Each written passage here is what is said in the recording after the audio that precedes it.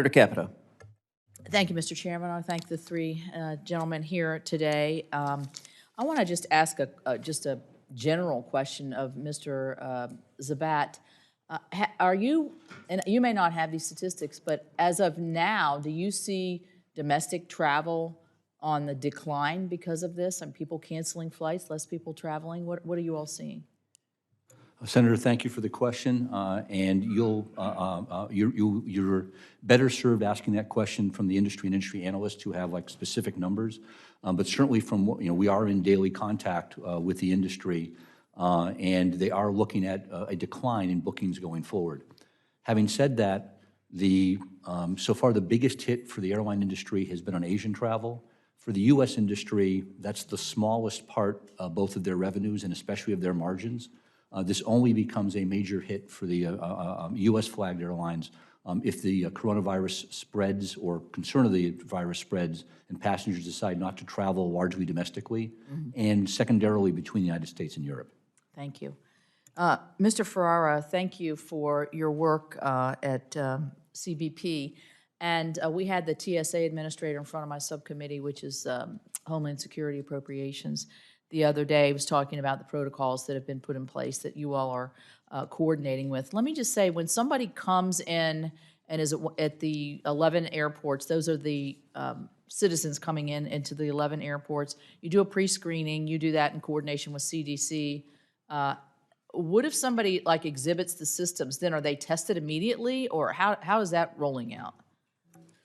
Thank you, ma'am. As you said, once they come into one of the 11 airports, our officers identify them as potentially being ill or at least coming from either Iran or China. We refer them over to CDC or CWMD, who's there.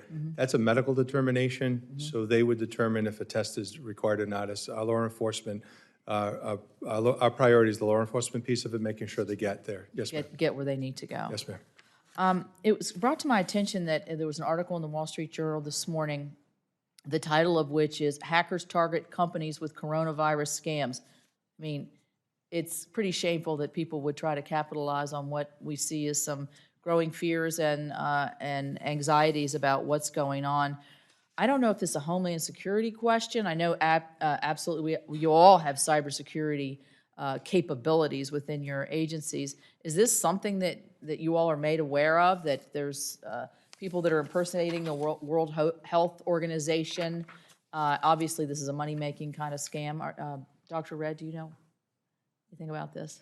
I was not familiar with that article. I think that the general issues of cybersecurity are ones that we need to take very seriously, and I think this would be an example of if those measures aren't in place, how that can lead to trouble. Well, you can imagine a scenario of a hacker contacting somebody and saying, you want to buy 25 masks or some preventive or a vaccine or expedited travel or whatever you would be offering would really make a lot of the population very vulnerable to this kind of attack. So I would suggest that all of you in your respective departments take this back with you as a red flag. Mr. Ferrer, did you want to say something? Yes, ma'am. That is a Department of Homeland Security. That's one of the Right. functions that we do have. So I will certainly bring that back and provide that information to the department. Let me ask you too again on, we've talked a lot about aviation. We obviously know about the cruise ship situation that occurred. We also have a lot of cargo going back and forth all around the world, but certainly to the Far East and coming bach in.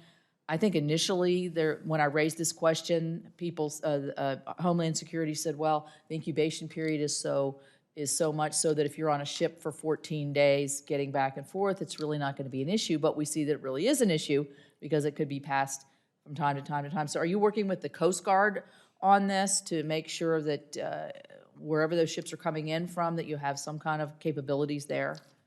Yes, ma'am. In conjunction with the Coast Guard, we, again, target people from either China or Iran who are traveling on those cargo ships, and we make sure, working with our medical partners, to keep those folks out of the port until we get the all clear from the medical folks.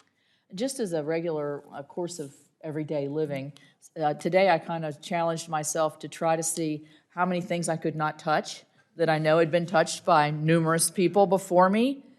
What a challenge. And so I think if everybody would try the exercise around the country, you would realize how not just susceptible you are, but how careful you need to be when you know you've been in some kind of contact or direct contact, or you yourself maybe have a cold or are beginning to not feel well. So that was pretty staggering, starting with the elevator, the doors, the restroom. I mean, we could go on and on. Constituents coming to visit and all those things. Thank you very much, Mr. Chairman.